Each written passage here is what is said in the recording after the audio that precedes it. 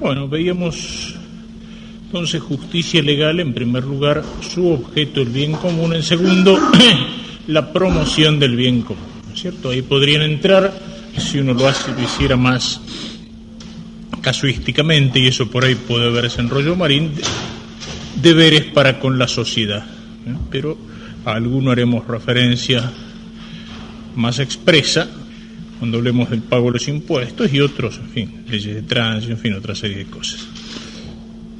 Miramos la defensa del bien común.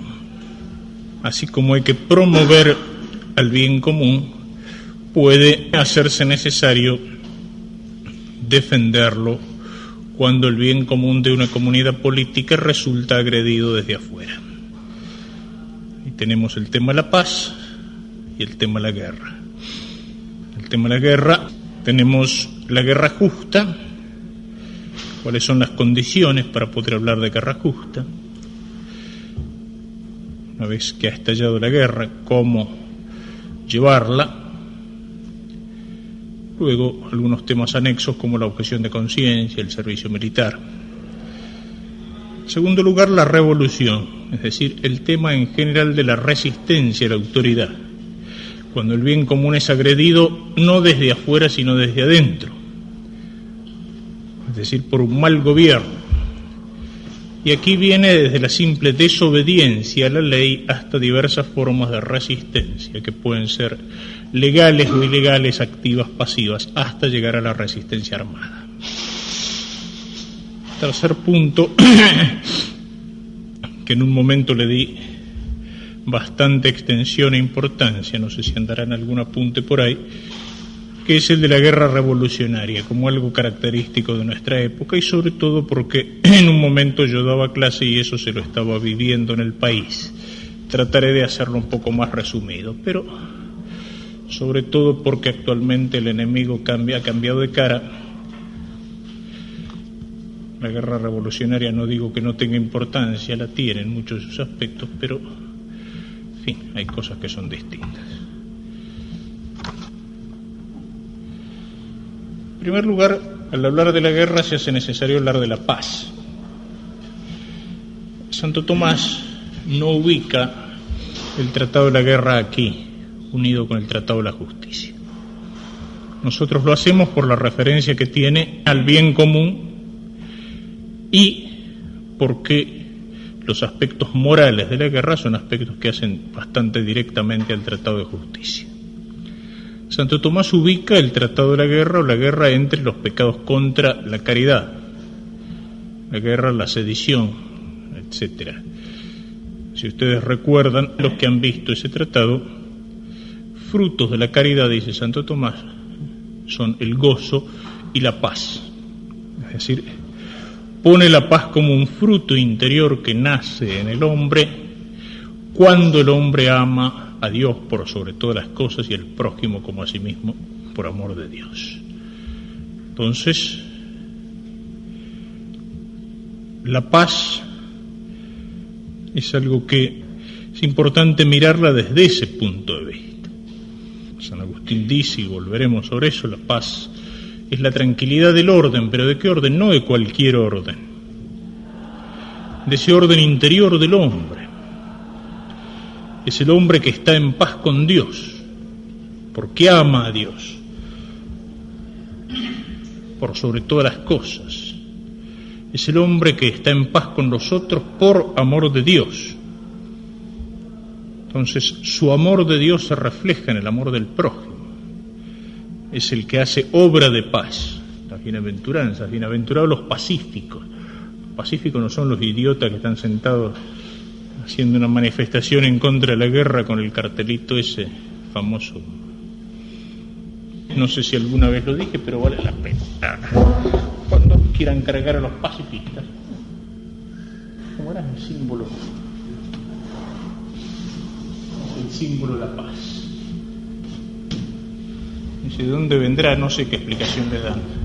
Pero en el alfabético rúnico, el alfabeto rúnico, donde las runas, es decir, las letras tienen su significado, hay dos runas, una que es esta y otra que es esta.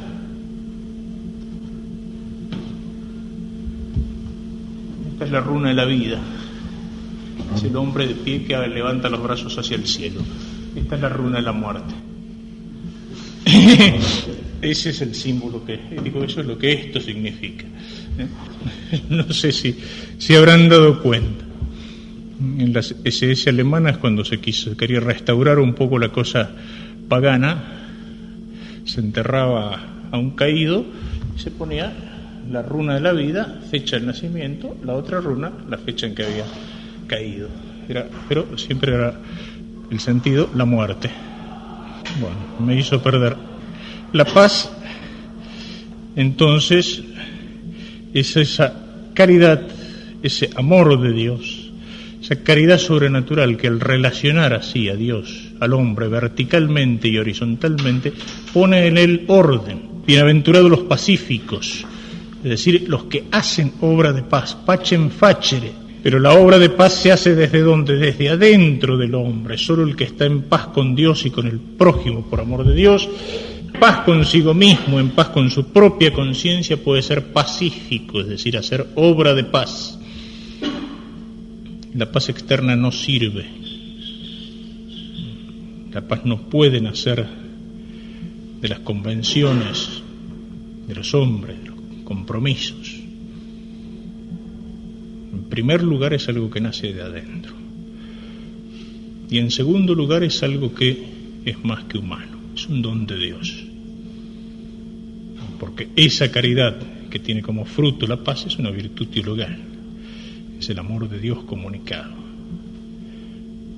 Y solo ese amor de Dios puede sanar de tal manera la naturaleza humana herida por el pecado que haga que esa naturaleza produzca frutos de paz. Esto lo señala precisamente el concilio en la Gaudium et Spes número 78, cuando habla sobre la paz. Y empieza precisamente señalando al concilio lo que la paz no es. En primer lugar, la paz no es mera ausencia de guerra. No hay paz por el hecho de que no haya guerra. Eso es un concepto negativo. No es un equilibrio de fuerzas. Los dos están mirando con ganas de pegarse un garrotazo en la cabeza, pero ninguno se anima a empezar, porque le teme al garrote del otro. No es fruto de hegemonía despótica. No puede decir hay paz. Sí, la paz de los cementerios. En muchos países comunistas había paz, nadie se movía. En los campos de concentración hay paz, nadie protesta. Pero esa es una paz impuesta desde afuera. Es una caricatura de la paz verdadera. No cualquier orden es paz. Ni un orden basado sobre la falsa violencia, ni un orden basado sobre la hipocresía. La paz, va a decir el concilio, es fruto del orden plantado en la sociedad por su divino fundador. Es decir, del orden querido por Dios en la sociedad. Es un perpetuo quehacer, es decir, es algo que hay que construirlo. Y es fruto del amor que sobrepasa la justicia. Es decir, supone la justicia, pero supone también la caridad que la trasciende.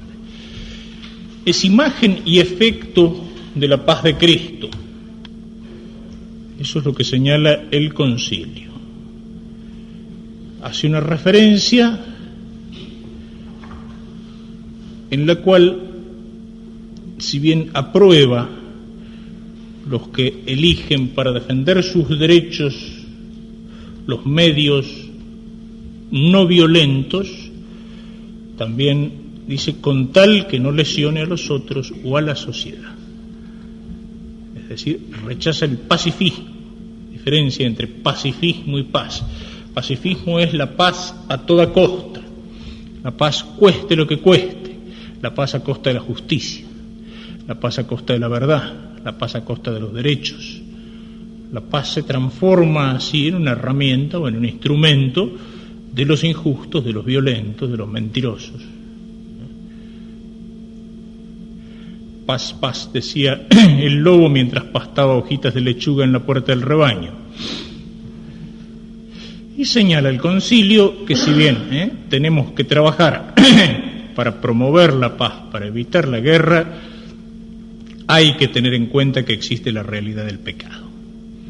En la medida en que el hombre es pecador, amenaza y amenazará el peligro de guerra hasta el retorno de Cristo. El Catecismo de la Iglesia Católica prácticamente trae los mismos conceptos, incluso citando la Gaudium et Spes.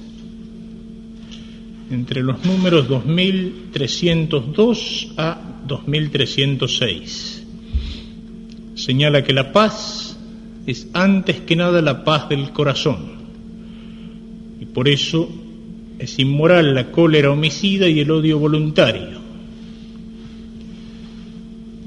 La paz no es,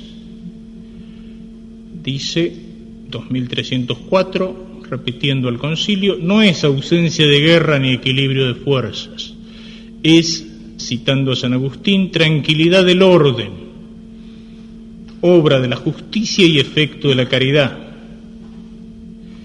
Es imagen y fruto de la paz de Cristo. En el número 2306, los que renuncian a la acción violenta dan testimonio de caridad evangélica, con tal que lo hagan sin lesionar los derechos y obligaciones de los otros hombres y de las sociedades. Es decir, el pacifismo puede ser una caricatura de la paz. No es necesariamente la actitud que tiene que asumir el cristiano. Pío XII decía en el mensaje de Navidad de 1948: apoyada pues en Dios y en el orden por Él establecido, la voluntad cristiana de paz es fuerte como el acero. Es de un temple muy distinto al del simple sentimiento de humanidad, hecho las más de las veces de pura impresionabilidad, que no aborrece la guerra más que por sus horrores y atrocidades, por sus destrucciones y consecuencias, pero no también por su injusticia. A un sentimiento semejante de carácter eudemonístico y utilitario y de origen materialista le falta la sólida base de una estricta e incondicional obligación. Es el creador de ese terreno en el que se le alinean el engaño del estéril compromiso, la tendencia a salvarse a costa de los demás, y en todo caso el afortunado éxito del agresor.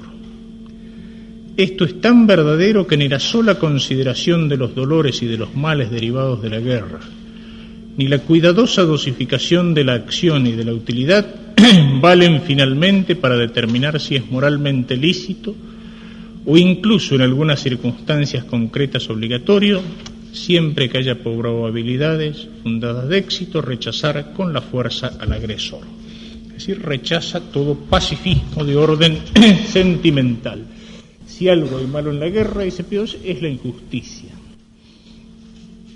Santo Tomás: también aquellos que conducen guerras justas buscan la paz, y así no van en contra de la paz, sino de la mala, que Dios no vino a traer al mundo.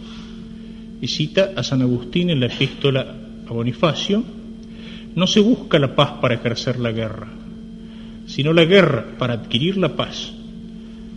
Por tanto, velando pacificus, para que aquellos a los cuales combates los conduzcas a la utilidad de la paz venciéndolos. Velando pacificus. Es decir, el fin de la guerra, cuando es justa, es la paz. Precisamente porque el desorden que exige la guerra es una caricatura de la paz verdadera. No hay paz. La guerra, cuando es justa, no destruye la paz, destruye un falso orden, una falsa paz. No es la tranquilidad del orden, sino la tranquilidad de un orden injusto. Entonces hay que destruir esta falsa paz para lograr la paz verdadera. La paz es una consecuencia de la victoria.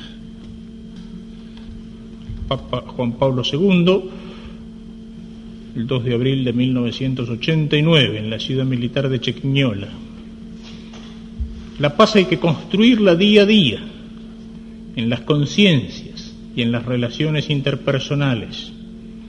La paz también hay que defenderla, porque en la visión cristiana la vida encuentra su justificación última en el precepto del amor.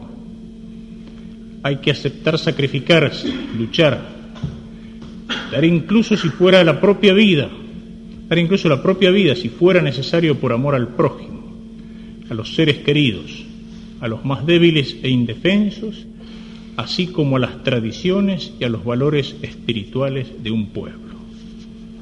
Pablo VI, 8 de diciembre del 67. Siempre hay que hablar de paz, hay que educar al mundo para amar la paz, para construirla, para defenderla, ya sea contra las renacientes premisas de la guerra, ya sea contra las insidias de un pacifismo táctico que narcotiza al adversario que quiere abatir, o desarma en los espíritus el sentido de la justicia, del deber y del sacrificio. La paz, en el mismo discurso, no es pacifismo, no esconde una concepción cobarde y perezosa de la vida, sino que proclama los más altos valores de la vida: la verdad, la justicia, la libertad y el amor.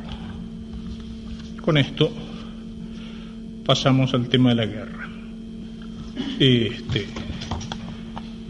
Es un tema hoy sumamente discutido. Ya en el tiempo del concilio fue un tema discutido. Había obispos que querían que el concilio condenara absolutamente toda guerra, proposición que fue rechazada. El concilio admite la licitud de la guerra. Hay teólogos que sostienen que no se puede hablar de guerra justa en este tiempo. Y hay en eso, digamos, incluso toda una campaña y toda esa difusa mentalidad que nos penetra a veces también a los católicos. Sin embargo, el Catecismo de la Doctrina Cristiana habla sobre el bien común en el número 1905 y siguientes. Y en el número 1000 señala las cosas que supone el bien común, ¿no? Respeto a la persona, bienestar social y desarrollo. Dice en el 1909, el bien común implica finalmente la paz, es decir, la estabilidad y la seguridad de un orden justo. Supone, por tanto, que la autoridad asegura por medios honestos la seguridad de la sociedad y la de sus miembros. El bien común fundamenta el derecho a la legítima defensa, individual y colectiva. En el 2265,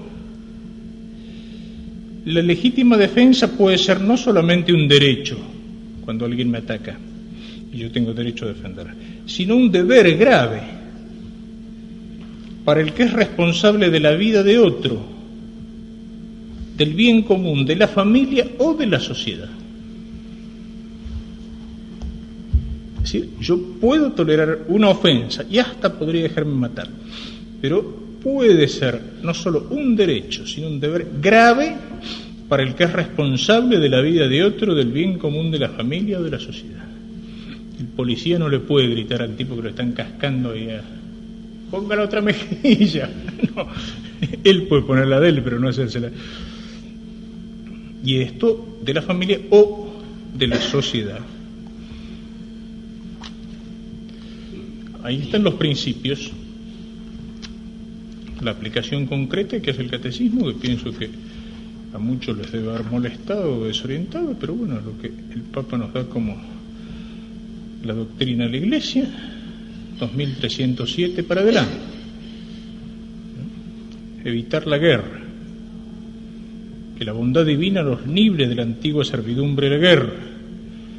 Todo ciudadano y todo gobernante están obligados a empeñarse en evitar la guerra. Todo esto es evidente. La guerra nunca es un bien en sí mismo, ¿no es cierto? Puede ser necesaria para evitar males mayores, pero nunca es una cosa para ser buscada por sí, para ser amada por sí. La insistencia de la Iglesia en eso es lógica. Sin embargo, cita Gaudium et Spes 79, Mientras exista riesgo de la guerra y falte una autoridad internacional competente y provista de la fuerza correspondiente, una vez agotados todos los medios de acuerdo pacífico, no se podrá negar a los gobiernos el derecho a la legítima defensa. Y a partir de ahí, el catecismo pone las condiciones estrictas de una legítima defensa, las obligaciones. Los poderes públicos tienen el derecho y el deber de imponer a los ciudadanos las obligaciones necesarias para la defensa nacional. Habla sobre la vocación militar, sobre la validez permanente de la ley moral durante los conflictos armados, etcétera.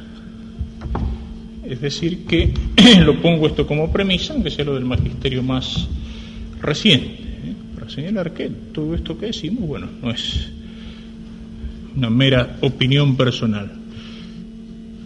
Hay distintas bibliografías que se pueden señalar. Yo sigo en esta primera parte algún capitulito de este libro, Teología de la Guerra, de Ricardo Muñoz Juárez, publicado por Espeiro, Madrid, 1973. Hay una serie de artículos publicados en la revista Verbo 115, Bernardo Monsegú, La objeción de conciencia moral y jurídicamente considerada, Verbo 161, Estanislao Cantero sobre fortaleza y violencia, Verbo 214, creo que salió en otro número también, Monseñor José Guerra Campos, obispo de Cuenca, Sentido cristiano del ejército, Verbo 223, Miguel Speroni, La herejía pacifista y la guerra justa, mismo número, Alberto Caturelli, La noción de guerra justa y la recuperación de las Malvinas, Verbo 239, Jean-Pierre Moreau, Teología de la no violencia y Teología de la liberación.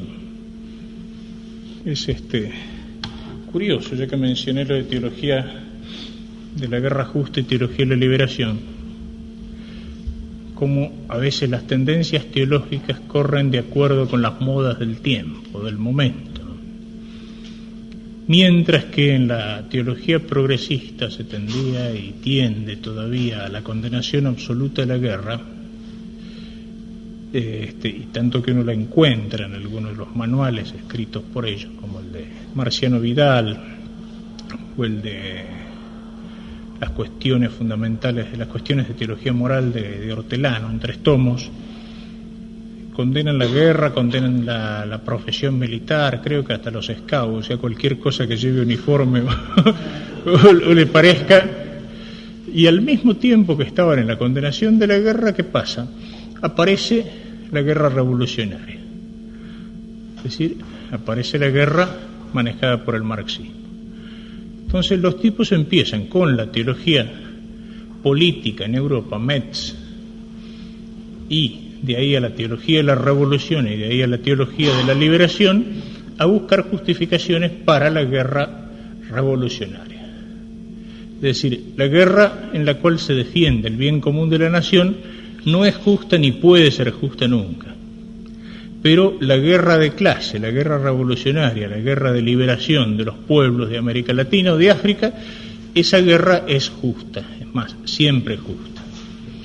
Nos llama la atención si uno conoce lo que decía Lenin, que una de las funciones del marxismo es transformar las guerras nacionales en guerras revolucionarias.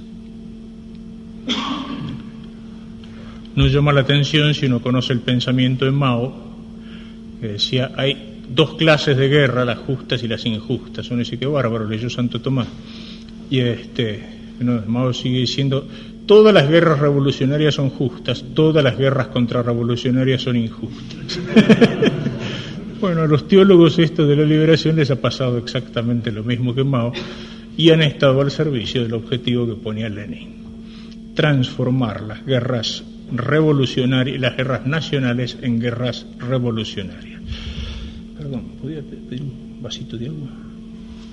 El libro Teología de la Guerra, va a buscar un poco la raíz de la guerra y señala lo que decíamos en el concilio. Mientras podemos luchar para eliminar la guerra y todo, pero mientras exista el pecado, es decir, hasta la venida de Cristo, siempre amenaza y amenazará el peligro de guerra. La Iglesia en su doctrina social es profundamente realista. Sabe que tenemos que tender hacia, pero que el paraíso en la tierra no existe. Podemos hacer todo lo posible para disminuir las guerras, para promover la paz, pero el pecado seguirá existiendo hasta la venida de Cristo. Entonces, siempre puede estar presente de alguna manera. Señala, entonces, en última instancia, la explicación de la guerra, la raíz de la guerra, ¿cuál es? Es el pecado. Y el pecado se encuentra en el comienzo de la historia. El pecado tiene una dimensión personal, pero inmediatamente se muestra la dimensión social del pecado. E inmediatamente lo que podríamos llamar el primer comienzo de guerra o de violencia. Adán y Eva desobedecen a Dios, se rebelan contra Dios, pero se encuentran con que la rebelión se instala dentro de ellos mismos. Y esa rebelión inmediatamente alcanza la dimensión social. Cuando Dios le dice a Adán, Adán, ¿qué hiciste? Y Adán dice como los gurises, yo no fui, fue ella. Cortésmente señala a la señora diciendo, la culpa es de ella, digamos, la primera pelea matrimonial. Y eso va aumentando, digamos, trágicamente, hasta que Caín le parte la cabeza a Abel de un garrotazo. Digamos, el pecado es una doble ruptura, vertical con Dios y es una ruptura horizontal con los hombres. El pecado se va extendiendo, el mundo se vuelve de alguna manera el reinado del pecado. Se puede hablar de pecado del mundo, no porque sea un pecado impersonal o colectivo, sino porque el mundo está inficionado por el pecado. Dentro de esto, la Sagrada Escritura, sobre todo el Antiguo Testamento, también el Nuevo, mira a la guerra como algo que está de alguna manera en el designio de Dios. Es un hecho ligado al pecado del mundo y cuya eliminación histórica nada permite prever. Antes incluso de que comience la edad de las naciones, la tierra está ya llena de violencia, Génesis 6:11. Convertida en un choque cada vez más formidable de las masas humanas, la guerra será uno de los episodios precursores del fin de los tiempos. Mateo 24:6-7, Apocalipsis 20:8. La historia de Israel, la guerra tiene una presencia particular, conversión y castigo. Eso aparece sobre todo en la historia de los jueces, pero también en los reyes. El pueblo apostata, se aparta de Dios. Dios como castigo que le manda a un enemigo que le hace la guerra y que lo esclaviza. El pueblo se arrepiente, busca la conversión, implora a Dios. Entonces Dios le suscita un juez o un rey que va a ser un libertador. Es un esquema casi cíclico que aparece en esos libros del Antiguo Testamento. Es una historia de conversión y de castigo.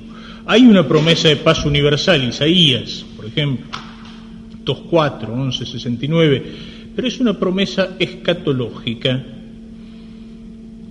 incluso para la escatología plena. Cristo es nuestra paz, dice San Pablo, Efesios 2:14, pero en un mundo que no lo reconoce. Es decir, la paz solo puede afirmarse en la medida en que se acepte el reino de Dios y su justicia. Por tanto, la lucha contra la guerra debe ser paralela a la lucha contra el pecado. Y si miramos incluso la misma historia de la salvación, podemos decir que la historia de la salvación entre la ascensión y la parucía es una guerra metafísica que solo se resolverá con la victoria definitiva de Cristo en la lucha final. Esto si miramos sobre todo el Antiguo Testamento. Pero con el Nuevo Testamento, ¿qué pasa? O sea, ¿cuál es la actitud de los primeros cristianos en frente a el tema de la guerra?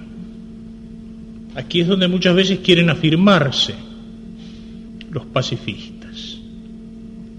Aquí es donde sacan fuera de contexto y de traducción: no matarás, dice el Decálogo. Entonces el cristiano no puede matar. En primer lugar, el no matarás hay que ubicarlo en el contexto, ¿no? Dice el padre Congar: ese precepto tiene que ser interpretado en el sentido en que el conjunto de la Escritura muestra que Dios lo dio. El mismo libro que lo menciona relata también que Israel guerreó, e incluso por mandato de Dios o de acuerdo con las costumbres de aquel tiempo exterminó los prisioneros o las poblaciones. Por tanto, matar se refiere a un asesinato y no a la acción guerrera, invocando ese texto.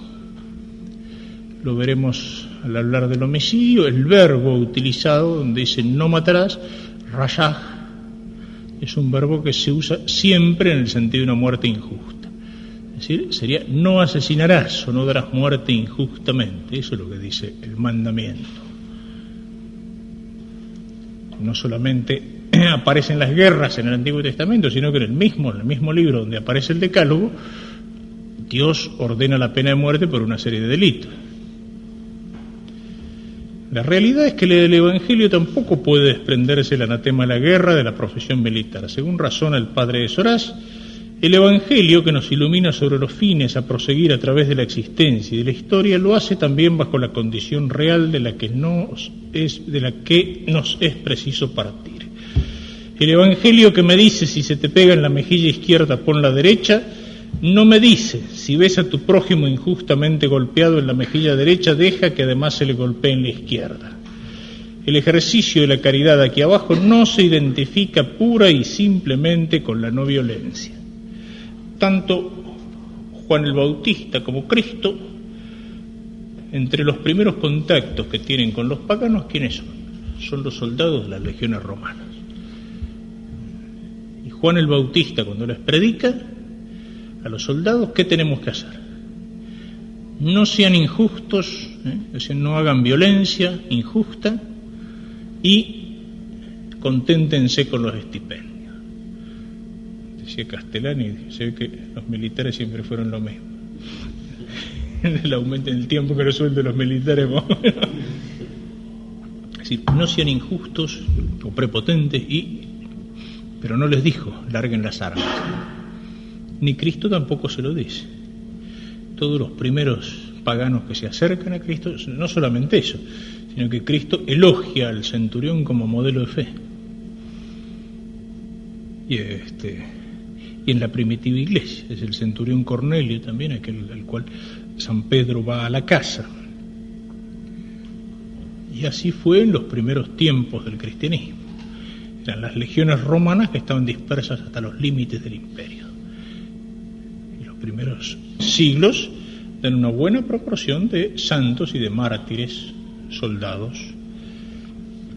Es cierto que aparece en algunos escritores eclesiásticos una cierta corriente pacifista, algunos cristianos, pero principalmente, señala el padre Congar, nunca fue un hecho general, siempre hubo cristianos en el ejército. Y en segundo lugar, era por el peligro de los actos idolátricos que la presencia de las legiones llevó implícita. También un sentimiento pacifista, pero sobre todo eso, peligro de la idolatría. Esta posición pacifista resultaba en cierto modo paradójica y no podía subsistir largo tiempo, ya que según indica un sociólogo contemporáneo, las legiones no eran defensores de un orden nacional, sino universal. De hecho, la ley, la cultura, el orden y después incluso el catolicismo existían en el Imperio Romano, y fuera de él todo era caos, barbarie y paganismo. Por eso allí sí era cierto el si vis pacem para bello, porque el soldado romano el dilema era rotundo: o defender con las armas el imperio, el derecho y la civilización, o dejar que esos valores se hundiesen en el caos. idea que concuerda con las quejas de Celso en el siglo II al tachar de malos ciudadanos a los cristianos a causa de su negativa a enrolarse en la milicia, dado que si todos los hombres hicieran lo mismo, el César quedaría completamente solo y abandonado y el imperio caería en manos de los bárbaros. Te damos gracias, Señor, por todo lo que recibimos de tus manos. Gloria al Padre, y al Hijo, y al Espíritu Santo. Muy bien,